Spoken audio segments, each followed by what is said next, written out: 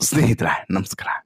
ಮಾಡಬಾರ್ದು ಮಾಡಿದ್ರೆ ಆಗಬಾರ್ದು ಆಗುತ್ತೆ ಅಂತಾರಲ್ಲ, ಹಂಗಾಗಿದೆ ನಟ ಕಮಲ್ ಹಾಸನ್ ಪರಿಸ್ಥಿತಿ. ಅಹಂಕಾರದ ಅಮಲಿನಲ್ಲಿ ತೇಲ್ತಿರುವಂತಹ ಕಮಲ್ ಹಾಸನ್ಗೆ ಇಂಥದ್ದೊಂದು ಏಟು ಬೀಳುತ್ತೆ ಅಂತ ಹೇಳ್ಬಿಟ್ಟು ಬಹುಶಃ ಕನಸು ಮನಸ್ಸಿನಲ್ಲೂ ಕೂಡ ಕಮಲ್ ಹಾಸನ್ ಆಲೋಚನೆಯನ್ನ ಮಾಡಿರಲಿಕ್ಕಿಲ್ಲ. ಕನ್ನಡಿಗರಿಂದ ಕನ್ನಡದ ಬಗ್ಗೆ ಅತ್ಯಂತ ಕೀಳಾಗಿ ಮಾತನಾಡಿದಂಥ ಕಮಲ್ ಹಾಸನ್ ವಿರುದ್ಧ ಆಕ್ರೋಶದ ಕಟ್ಟೆ ಒಡೆದಿತ್ತು. ಕನ್ನಡಿಗರು ಈ ಸಂಬಂಧ ಆಕ್ರೋಶವನ್ನು ಹೊರಗಡೆ ಹಾಕಿದರು. ಕನ್ನಡಿಗರಿಂದ ತೀವ್ರ ಆಕ್ರೋಶಕ್ಕೆ ಒಳಗಾದಂತಹ ಈ ಕಮಲ್ ಹಾಸನ್ ಪರಿಸ್ಥಿತಿ ಹೇಗಾಗಿದೆ ಅಂತ ಹೇಳಿದ್ರೆ, ತಮಿಳುನಾಡಿನಲ್ಲಿ ಈಗ ಭಿಕ್ಷೆ ಬೇಡುವಂಥ ಪರಿಸ್ಥಿತಿ ಬಂದಿದೆ. ಅಷ್ಟು ಮಾತ್ರವಲ್ಲ, ಈಗ ತಮಿಳುನಾಡಲ್ಲೂ ಕೂಡ ತಮಿಳಿಗರಿಂದನೂ ಕೂಡ ಚೀಮಾರಿಯನ್ನು ಹಾಕಿಸ್ಕೊಳ್ತಿದ್ದಾರೆ ಇದೇ ನಟ ಕಮಲ್ ಹಾಸನ್. ಹೌದು, ಭಾರಿ ದೊಡ್ಡ ಸಕ್ಸಸ್ ಆಗಲಿದೆ. ನಟ ಕಮಲ್ ಹಾಸನ್ ದೊಡ್ಡ ಸಾಧನೆಯನ್ನು ಮಾಡಲಿದ್ದಾರೆ.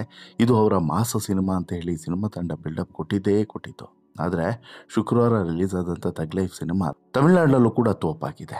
ಈಗಾಗಲೇ ತಮಿಳಿನಲ್ಲೂ ಕೂಡ ದೊಡ್ಡ ಯಶಸ್ಸನ್ನು ನಿರೀಕ್ಷೆ ಮಾಡಿದಂಥ ಕಮಲ್ ಹಾಸನ್ಗೆ ಮುಖಭಂಗ ಆಗಿದೆ. ಈಗಾಗಲೇ ಕರ್ನಾಟಕದಲ್ಲಿ ಮುಖಭಂಗ ಆದಂತಹ ಕಮಲ್ ಹಾಸನ್ ಅಟ್ಲೀಸ್ಟು ಅಲ್ಲಾದರೂ ಕೂಡ ರಿಲೀಫ್ ಸಿಗುತ್ತೇನೋ ಅಂತೇಳಿ ಅಂದ್ಕೊಂಡಿದ್ದು. ಬಟ್ ಅಲ್ಲೂ ಕೂಡ ಚೀಮಾರಿಯನ್ನು ಹಾಕಿಸ್ಕೊಳ್ಳುವಂಥ ಪರಿಸ್ಥಿತಿ ನಿರ್ಮಾಣ ಆಗಿದೆ. ಅದರಲ್ಲೂ ಕೂಡ ಈ ತಮಿಳಿಗರೇ ಈ ಸಿನಿಮಾವನ್ನು ನೋಡಿ ನಗ್ತಾ ಇದ್ದಾರೆ. ವೈರಲ್ ಆಗಿರುವಂಥ ಪೋಸ್ಟ್ ಒಂದು, ತಗ್ ಲೈಫ್ ಸಿನಿಮಾದ ಮೊದಲಾರ್ಧ ಇನ್ನಷ್ಟು ಉತ್ತಮವಾಗಿ ಮಾಡಬಹುದಾಗಿತ್ತು, ಸೆಕೆಂಡ್ ಹಾಫ್ ಮಾಡದೇ ಇದ್ದರೆ ಚೆನ್ನಾಗಿತ್ತು ಅಂತಲೇ ಹಾಕಲಾಗಿದೆ. ಇದು ಸಿಕ್ಕಾಪಟ್ಟೆ ವೈರಲ್ ಆಗಿದೆ. ಇದನ್ನು ನೋಡಿ ಕನ್ನಡಿಗರು ಸಹ ನಗ್ತಾ ಇದ್ದಾರೆ. ಎಂಥ ಸಿನಿಮಾ ಮಾಡಿದೆಯಾ ಗುರು ಅಂತಲೂ ಕೂಡ ಪ್ರಶ್ನೆಯನ್ನು ಕೇಳ್ತಿದ್ದಾರೆ. ಕನ್ನಡ ಭಾಷೆಯ ಜನ್ಮವಾಗಿದ್ದು ತಮಿಳಿನಿಂದ ಅಂತೇಳಿ ಹೇಳಿ ವಿವಾದವನ್ನು ಮೈಮೇಲೆ ಇಟ್ಕೊಂಡಿದ್ದಂಥ ಕಮಲ್ ಹಾಸನ್ ಕನ್ನಡಿಗರಿಂದ ಭಾರೀ ಆಕ್ರೋಶಕ್ಕೆ ಗುರಿಯಾದರು. ಇದಾದ ಬಳಿಕ ಈಗ ಇಲ್ಲ, ನನಗೆ ಸಿನಿಮಾವನ್ನು ರಿಲೀಸ್ ಮಾಡೋದಕ್ಕೆ ಅವಕಾಶವನ್ನು ಕೊಡಿ ಅಂತ ಹೇಳ್ಬಿಟ್ಟು ಕೋರ್ಟ್ ಮೆಟ್ಟಿಲನ್ನು ಕೂಡ ಹೇಳಿದರು. ಕೋರ್ಟ್ನಲ್ಲೂ ಕೂಡ ಹಿಗ್ಗಾಮುಗ್ಗ ಜಾಡಿಸಿದ ಬಳಿಕ ಈಗ ಕಮಲ್ ಹಾಸನ್ ಪರಿಸ್ಥಿತಿ ಹೇಗಾಗಿದೆ ಅಂತ ಹೇಳಿದ್ರೆ ಏನು ಮಾಡೋದಪ್ಪ ಅಂತೇಳಿ ಗೊತ್ತಾಗತ್ತಂಥ ಪರಿಸ್ಥಿತಿ ನಿರ್ಮಾಣ ಆಗಿದೆ. ಕನ್ನಡಿಗರಿಂದ ಭಾರಿ ಆಕ್ರೋಶ ವ್ಯಕ್ತವಾದ ಮೇಲೂ ಕೂಡ ಕನಿಷ್ಠ ಒಂದು ಕ್ಷಮೆಯನ್ನು ಕೂಡ ಕೇಳದಂತಹ ಈ ಅಹಂಕಾರಿ ಮನಸ್ಥಿತಿಯ ವಿರುದ್ಧ ಹೈಕೋರ್ಟ್ ಕೂಡ ಗರಂ ಆಗಿತ್ತು. ಒಂದು ಕ್ಷಮೆ ಕೇಳೋದಕ್ಕೆ ಕಷ್ಟವಾದ ಮೇಲೆ ನಿಮಗೆ ಸಿನಿಮಾ ಯಾಕೆ ಬೇಕು, ಕರ್ನಾಟಕದ ಕಲೆಕ್ಷನ್ ಯಾಕೆ ಬೇಕು ಅಂತಲೂ ಕೂಡ ಪ್ರಶ್ನೆಯನ್ನು ಕೇಳಿದಾಗಿತ್ತು ಇದೇ ಹೈಕೋರ್ಟ್. ತಮಿಳುನಾಡಿನಲ್ಲಿ ಅಟ್ಲೀಸ್ಟು ಬಿಡುಗಡೆ ಮಾಡಿ ಭರ್ಜರಿ ಲಾಭವನ್ನು ಮಾಡುವಂಥ ನಿರೀಕ್ಷೆಯನ್ನು ಇಟ್ಕೊಂಡಿದ್ದಂತಹ ಈತನಿಗೆ ಈಗ ನಿಜವಾದಂಥ ಸಂಕಷ್ಟ ಶುರುವಾಗಿದೆ. ಯಾಕಂತ ಹೇಳಿದ್ರೆ ಒಂದೇನು ಅಂತ ಹೇಳಿದ್ರೆ ಕಮಲ್ ಹಾಸನ್ನೇ ಪ್ರೊಡಕ್ಷನ್ನು ಇರುವಂಥ ಸಿನಿಮಾ. ಬೇರೆ ಯಾರೋ ಪ್ರೊಡ್ಯೂಸ್ ಮಾಡಿದರೆ ಬಹುಶಃ ಕಮಲ್ ಹಾಸನ್ ಇಷ್ಟೊಂದು ಟೆನ್ಷನ್ ಆಗ್ತಿರಲಿಲ್ಲ. ಇದು ಕಮಲ್ ಹಾಸನ್ ಪ್ರೊಡಕ್ಷನಲ್ಲೇ ಬಂದಂಥ ಸಿನಿಮಾ ಆಗಿರೋದ್ರಿಂದ ಕಮಲ್ ಹಾಸನ್ ಲೆಕ್ಕಾಚಾರಗಳೆಲ್ಲ ತಲೆ ಕೆಳಗಾಗಿದೆ.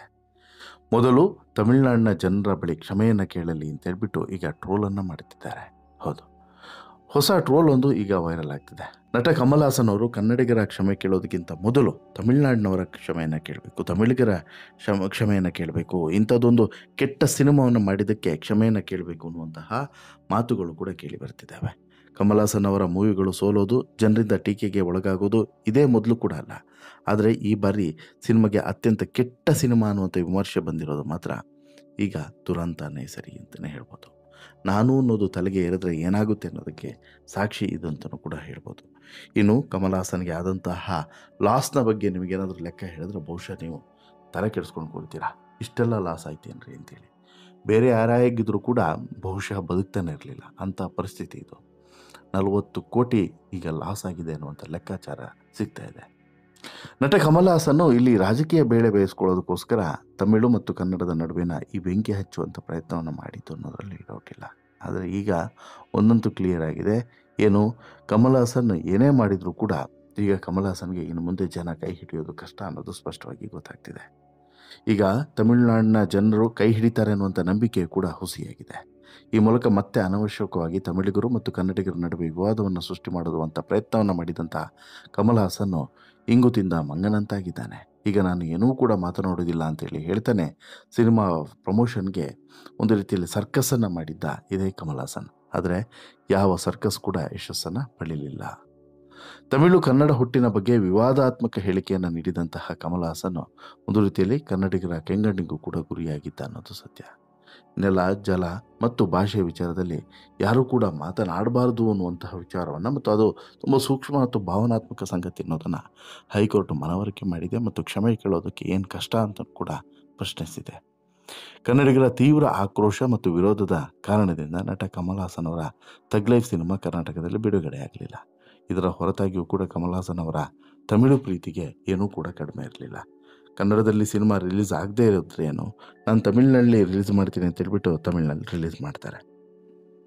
ನಾನು ತಮಿಳರು ಖುಷಿ ಪಡುವಂಥ ಸಂಗತಿಯನ್ನು ಹೇಳಿರುವಂಥದ್ದು. ಹಾಗಾಗಿ ತಮಿಳರು ನನ್ನ ಕೈಯನ್ನು ಹಿಡಿಬಹುದು ಅನ್ನುವಂಥ ನಂಬಿಕೆ ಇತ್ತು. ಆದರೆ ಕಮಲ್ ಹಾಸನ್ ಅವರ ಪ್ರೊಡಕ್ಷನ್ನಿಂದಲೇ ತಗ್ ಲೈಫ್ ಸಿನಿಮಾ ನಿರ್ಮಾಣ ಆಗಿರೋದ್ರಿಂದ ಬೆಂಗಳೂರಿನಲ್ಲಿ ಈ ಸಿನಿಮಾ ಬಿಡುಗಡೆ ಆಗಿದ್ದಿದ್ರೆ ಕೋಟ್ಯಾಂತರ ರೂಪಾಯಿ ಬರ್ತಾ ಇತ್ತು. ಆದರೆ ಕಮಲ್ ಹಾಸನ್ಗೆ ಇದೀಗ ಕೋಟಿ ಲಾಸ್ ಆಗಿದೆ. ಇದನ್ನು ಹೇಗಾದರೂ ಮಾಡಿ ತಮಿಳುನಾಡಿನಲ್ಲಿ ಸಕ್ಸಸ್ ಮಾಡಿಕೊಳ್ಬೇಕು ಅನ್ನೋಂಥ ಪ್ರಯತ್ನದಲ್ಲಿ ಈಗ ಇದ್ದಾರೆ ಅನ್ನೋದು ಸ್ಪಷ್ಟವಾಗಿ ಗೊತ್ತಾಗ್ತಿದೆ. ತಮಿಳುನಾಡಿನ ರಾಜಧಾನಿ ಚೆನ್ನೈಯಲ್ಲಿ ನಡೆದಂಥ ಪತ್ರಿಕಾಗೋಷ್ಠಿಯಲ್ಲಿ ಮಾತನಾಡಿದಂತಹ ಇದೇ ಕಮಲ್ ಹಾಸನ್ ಅವರು ಭಾಷಾ ವಿವಾದದ ವಿಚಾರವಾಗಿ ನಾನು ಈಗ ಏನನ್ನೂ ಕೂಡ ಮಾತನಾಡೋದಿಲ್ಲ, ಇದಕ್ಕೆಲ್ಲ ಸಮಯ ಬರುತ್ತೆ ಆಗ ಮಾತನಾಡ್ತೀನಿ ಅನ್ನುವಂಥ ಮಾತನ್ನು ಹೇಳಿದ್ದಾರೆ. ಕಮಲ್ ಹಾಸನ್ ಅವರ ಸಿನಿಮಾ ತಗ್ ಲೈಫ್ ಕರ್ನಾಟಕದಲ್ಲಿ ಬಹಿಷ್ಕಾರ ಆಗಿರೋದ್ರಿಂದ ಕರ್ನಾಟಕದ ಚಿತ್ರಮಂದಿರಗಳಲ್ಲಿ ಇದು ಬಿಡುಗಡೆ ಆಗಿಲ್ಲ. ಸೊ ದಟ್ ಕೋಟ್ಯಾಂತರ ಹಣ ಬರೋದು ಈಗ ನಿಂತಿದೆ. ಒಂದು ಅಂದಾಜಿನ ಪ್ರಕಾರ ಕಮಲ್ ಹಾಸನ್ ಅವರಿಗೆ ಈ ಸಿನಿಮಾದಿಂದ 30ರಿಂದ 40 ಕೋಟಿ ರೂಪಾಯಿ ಈಗ ಒಂದು ದಿನಕ್ಕೆ ಬರ್ತಾಯಿತ್ತು, ರಿಲೀಸ್ ಆದಂಥ ದಿನ ಬರ್ತಾಯಿತ್ತು. ಓವರಾಲ್ ಆಗಿ ಅಷ್ಟು ಅಂದರೆ 30-40 ಕೋಟಿ ಬರುತ್ತೆ ಅಂತ ಹೇಳಿದರೆ, ಆ 30-40 ಕೋಟಿ ಲಾಸು ಅಂತ ಹೇಳಿದರೆ ಬಹುಶಃ ಎಂಥವ್ರಿಗಾದರೂ ಕೂಡ ಶಾಕ್ ಆಗಲೇಬೇಕು ಮತ್ತು ಎಂಥವರಾದರೂ ಕೂಡ ಒಂದು ಕ್ಷಣ ಸ್ಟನ್ ಆಗಲೇಬೇಕು. ಇದುವರೆಗೆ ಬಿಲ್ಡಪ್ ಕೊಡ್ತಾ ಬಂದಂತಹ ಕಮಲ್ ಹಾಸನ್ ಈಗ ಲೆಕ್ಕವನ್ನು ನೋಡಿ ತಲೆ ಕೆಡಿಸ್ಕೊಂಡು ಕೂತಿದ್ದಾರೆ ಅನ್ನೋಂಥ ಮಾಹಿತಿ ಇದೆ. ಯಾಕಂತ ಹೇಳಿದರೆ 40 ಕೋಟಿ ರೂಪಾಯಿ ಲಾಸ್ ಅಂತ ಹೇಳಿದ್ರೆ ತಮಾಷೆನ, 40 ಕೋಟಿ ರೂಪಾಯಿಯನ್ನು ದುಡಿಲಿಕ್ಕೆ ಎಷ್ಟು ಕಷ್ಟಪಡಬೇಕು. ಹಾಗಾಗಿ ಈ ವಿಚಾರದಲ್ಲಿ ಈಗ ಸ್ವಲ್ಪ ಅಲರ್ಟ್ ಆಗುವಂಥ ಸಾಧ್ಯತೆ ಇದೆ, ಎಚ್ಚರಿಕೆಯನ್ನು ತೆಗೆದುಕೊಳ್ಳುವಂತಹ ಒಂದಷ್ಟು ಸಾಧ್ಯತೆಯು ಕೂಡ ಸ್ಪಷ್ಟವಾಗಿ ಕಾಣಿಸ್ತಿದೆ.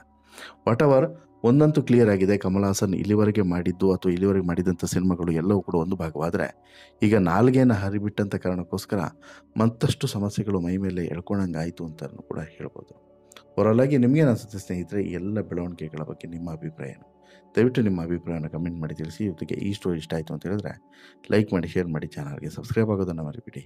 ಧನ್ಯವಾದ.